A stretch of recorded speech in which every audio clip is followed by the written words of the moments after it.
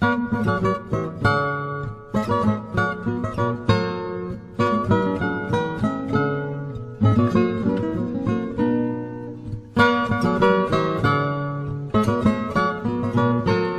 declared war on this son of Belial, Adam Fannin, this Judas Iscariot. He showed his true color. You say, why do you call him a Judas Iscariot? Isn't he saved? Listen how nice he is. Let me tell you something. First of all, I can explain Pastor Romero's actions. As wicked as they are, you know what? The Bible says out of the heart of man proceed adulteries, fornication, drunkenness, blasphemies, pride, foolishness. Look, bad things come out of the heart of man. But you know what?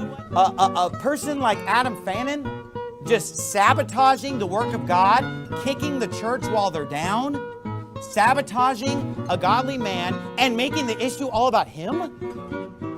LOL Baptist Church. What a laughing stock this guy is. It's laughable. It's ridiculous. He's a mocker. Mocking Pastor Anderson, the guy who he praised, 5 seconds ago. Now all of a sudden he's mocking the guy, calling him a pope, calling him, saying making conspiracies against him, mocking yours truly. With you because I just told somebody last week, I was talking to another pastor, we were just kind of talking about crazy people that come to your church and stuff, and I said, we've got somebody that's coming to our church right now. I'm pretty sure they're coming to our church to find out anything I do different than Pastor Anderson so they can expose me to him. I literally said that last week, okay? Now I just want to go on the record and say, I don't do everything exactly like Pastor Anderson, okay? Some people that have kind of either been kicked out of our church or just left our church, and they just continue to rail and just, they hate us and they want to attack us. So I was sent today some unlisted YouTube videos from an anonymous YouTube channel called Till the Stars Fall Do Right. And these videos are attacking me. Pastor Anderson's wrong. And they have like 160 views.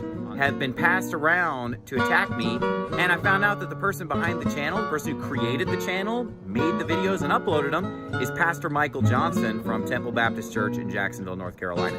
What a coward, when he has been nothing but friendly and nice to me, to my face, everything. And here he is with an anonymous YouTube channel attacking me behind my back. This YouTube channel. Hey, at least the things I have to say, I put them out there publicly and I put my name on it.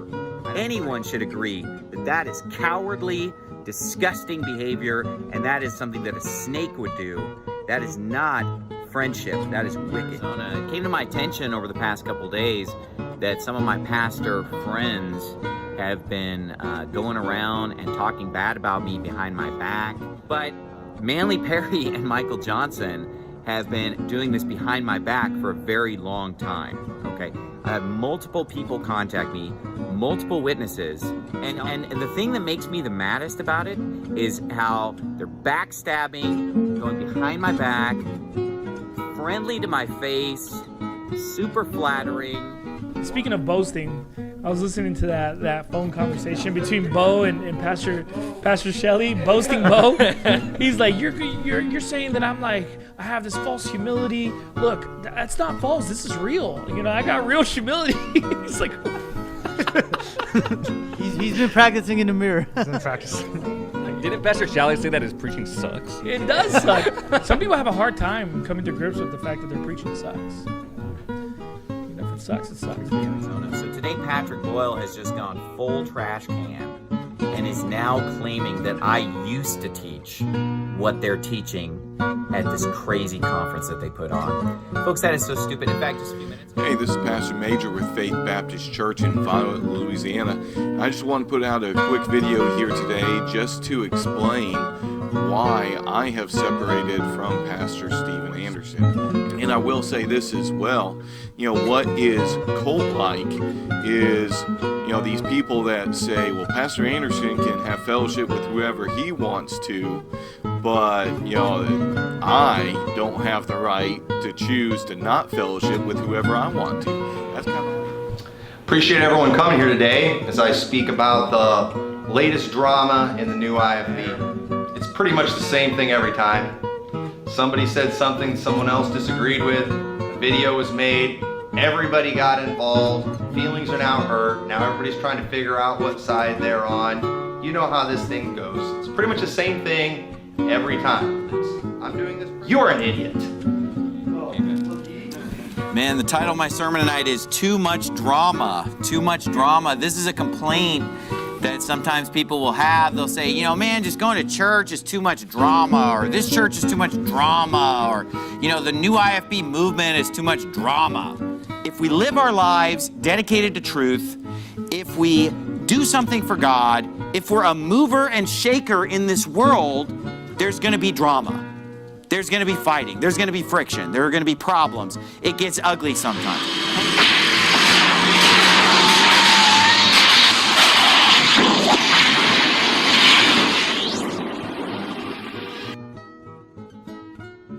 I mean, I didn't choose the weapons of this warfare. They were chosen by somebody else.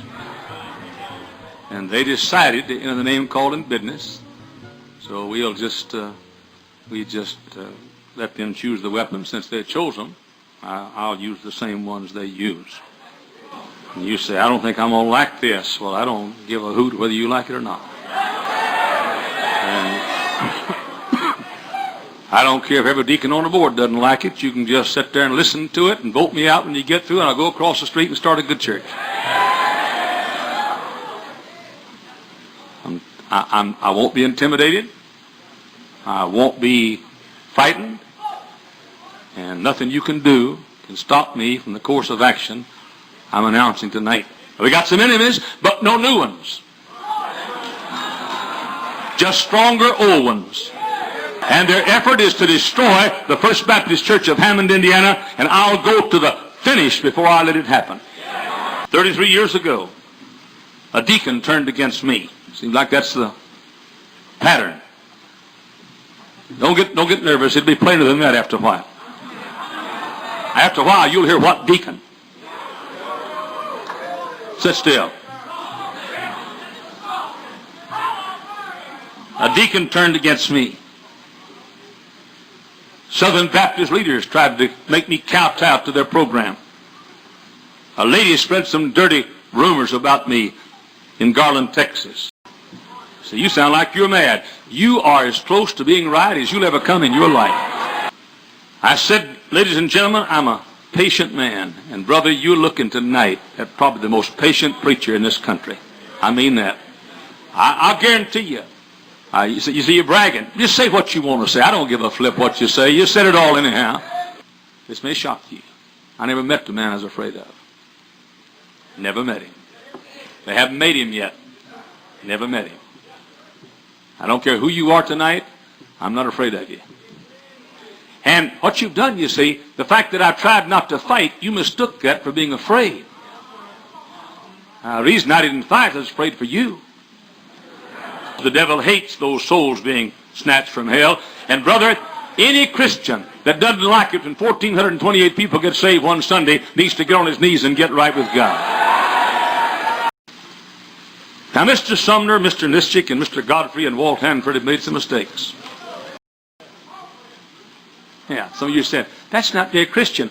But you're Christian, aren't you? You can smear anybody you want to. That's Christian. Whoever told you that I'm supposed to be a better Christian than you are? I'll tell all I know about those attacking my friends. And I'm already investigating some very interesting things. I'm not saying I'm going to win. I'm saying I'm going to fight. I may lose the fight, but I may take a few teeth with me. Hello, Jeff Dollar here. I thought I'd make a video today on the drama of the new IFB. I thought it was interesting that both Stephen Anderson and Pastor Tommy McMurtry made videos concerning drama. I've had this on my queue of videos for quite a while, but with the summer coming, we get very busy around here with our bees and chickens and the church itself and my own job, so haven't had time to put up videos together like I was before. But I have been wanting to get to this idea of drama in churches. You know, I experienced that as a young person that was newly involved into the IFB movement. I was 16 years old. My mother had convinced me to attend church on an Easter Sunday. It was a Bible church, But the pastor had been to pastor school at Hyles-Anderson First Baptist Church in Hammond, and he had recently, the church had recently called a youth pastor from Hyles-Anderson. And I began attending there. I was not a Christian as far as I could tell. I had an interest in it, just a vague interest in Christianity. I just got my license. Was working a job, just getting my feet wet into those things. And began attending this church. Well, I went to some of the youth meetings and activities and things like that, and I heard the pastor was talking that if things don't happen this Sunday, if certain people don't walk down the aisle of this church, I'm leaving the church. And I had to work that Sunday, and I wasn't able to attend, but the church actually split. And so when I came back from my job and heard all the news, well, what are we going to do? Apparently, we were going to follow the pastor, and we went to a building. They took a building and they converted it into a church, and we had all that excitement for a while. And then just after a couple of years later, about 7 years later, the church split again. The assistant pastor from Hyles-Anderson, there was some type of moral issues that were going on with the pastor and other things. And now there was another church, and we actually followed that church. But I remember it, while I was at Hyles-Anderson, there was a lot of drama there. There's always something happening. I remember going to youth conference in 77, I think it was. It was 78. Youth conference in 78. And there was a fellow, I can't remember his name. He was a red-haired fellow who was working with David Hyles on the youth conference. He was coordinating and doing things like that. He was giving his testimony, and it's this long testimony that he gave, and a lot of excitement. And he was saying he was part of a motorcycle gang, and he was going through what these guys would make him do to be initiated into the motorcycle gang. And he was apparently some guy that was involved with the college, because I remember at my first year of college seeing him in the hallways. Well, one time I was walking by, and him and some other students were talking, and the statement came up, and I just caught like a tail end of a conversation. Well, that guy'd be nothing if it wasn't for us. He'd be nowhere. Well, it just I think it had to do with the politics of the whole thing. Well, not too long after that, the guy just disappeared. And we heard that, he ran off with a girl, and he stayed in a hotel with her for a while, and then he was gone. You never heard from him again. So there's all kinds of stuff like that happening all the time. Now, there are reasons that churches have drama. Biblical churches strive for peace. One of the things within the membership vows of a church, at least our church, is that you strive for the peace of the church. A person that becomes a member of a church takes a vow, makes a promise before God that they're not going to be there to stir up trouble or to bring in false doctrine, or to bring in things which would divide people. We are to guard the unity of the church, and it's done so in a biblical manner. That is that you don't force with an iron fist the unity according to your own desires as a pastor, but it's the unity according to Christ and the Scriptures, that we're all on one page on these things. And we strive for that. 1 Corinthians chapter 14, verse 33. For God is not the author of confusion, but of peace, as in all the churches of the saints. Church ought not to be a place of drama. We have plenty of drama in the world. There's plenty of striving and fighting and splitting up of people, and you can see it with the race wars that we're seeing right now, and these riots, and the satanic media now that's pushing that. So we have enough of that in the world. In the church, the church is to be a sanctuary for us. We go out into the world, we do our business, we are all in constant conflict with the world. We come back to the church as a place of peace, with people that we love, people of one mind. But that is not the case in some of these extremist churches. There's always drama going on, and as Stephen Anderson has said in that last clip. The reason, and I've already gone over many of these before in my videos, but just kind of a summary here. I think one of them is bad doctrine. There's an instability that comes with the doctrine. The doctrines fluctuate back and forth. One day they'll promote one thing according to a certain personality, whoever might be in charge, or the most popular personality, and then it may change in the future. There is a low view of God. There is very little reverence for God in the services, in the worship services. I've noticed that. Looking back, there was more of a frivolity, a circus-like atmosphere coming from the pulpit, joking from the pulpit, frivolity. Not so much of a focus on the person of God, who He is, the person of Christ. You just don't see that there. I mean, they may mention it, but the depth is not there to understand who God really is and why He's worthy of reverence and fear. You just don't see that in these churches. There's the idea of the personality cults, which creep up because of the way that they're set up. You have bad church government. You have the preacher practically as kings in some of these churches. You just don't mess with. You don't go against what they say. These preachers all vie for the best seat. As the Lord warned about. Pushing to be the most popular, having the most attention. And let's see here, and this, especially within the new IFB, and the reason I focus upon the new IFB is because it's an extension of the Hyles ministries. People they try to ignore that, or they try to deny that, but the Hyles philosophies are all there. The Hyles doctrines. Now, Hyles kept a lot of these doctrines under wraps. They weren't promoted so much at the time. There was no internet. So it was pretty much kept under wraps.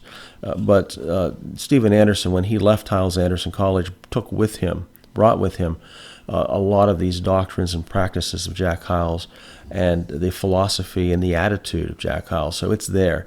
And that's the reason that I focus upon this group.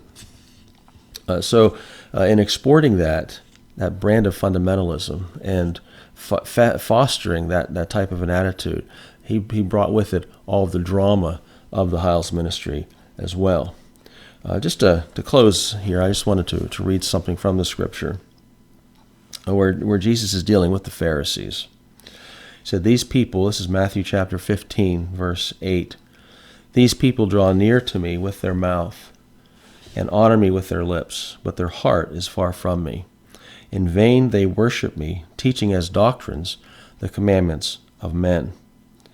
And then it goes on to say, verse 12, it says, "Then his disciples came and said to him, 'Do you not know that the Pharisees were offended when they heard this saying?'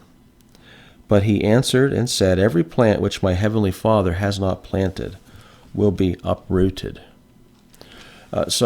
What's happening, I believe here, is that this extreme fundamentalism, is not a work of God. It's a work of man. It's a work of strong personalities, and it's a cobbling together of false doctrines, false attitudes, false practices. These practices are not biblical practices, and what's going to happen? It's going to fall apart. And I've said for a long time, this particular group, there's no way that it can last. As far as it's because of the way it's set up with the personalities. These personalities are constant clashing. They'll turn on each other and consume each other at a moment's notice. And as I've showed in a multitude of clips, I could have gathered a lot more, but I think that a 9-minute introduction was plenty. There was people talking about wanting to throw people under the bus or something, or hoping that person dies. And you have all of these things that are being said, and attacking other pastors, with practically no respect for the position, the office of pastor, elder. This movement is destroying itself, and that is the tendency in fundamentalism. Extreme fundamentalism, especially the Hyles branch. There's just not that biblical foundation. It's going to destroy itself. So what you need to do is, as I've said multiple times, is you need to get out from the influence of this group, or any group like it, any church like it, and find a biblical church. It might mean having to compromise in some of your convictions that you've picked up along the way in these groups. That when we left the fundamentalist movement, we began looking. We ended up in a church which did not use the King James Bible, and some of the music we didn't care for, but the preaching was sound. It was good, and it was very helpful for us in getting us back on our feet. So you may have to do that.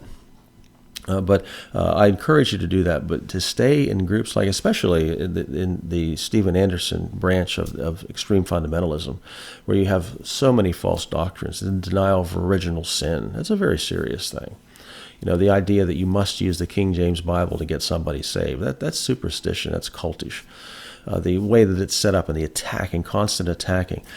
Find a biblical church and attend a church faithfully and submit yourself to the eldership of that church. And I recommend a Reformed church. And not all Reformed churches are good churches, so you have to use caution. But in doing that, you're going to find yourself having your feet planted solidly and avoiding all of the drama. If a church is full of drama, it's not a place where you need to be. You need to be in a place where you can be nurtured, where you can grow in grace. If you have any questions or comments, leave them in the comment section, and may the Lord bless you in your search for truth.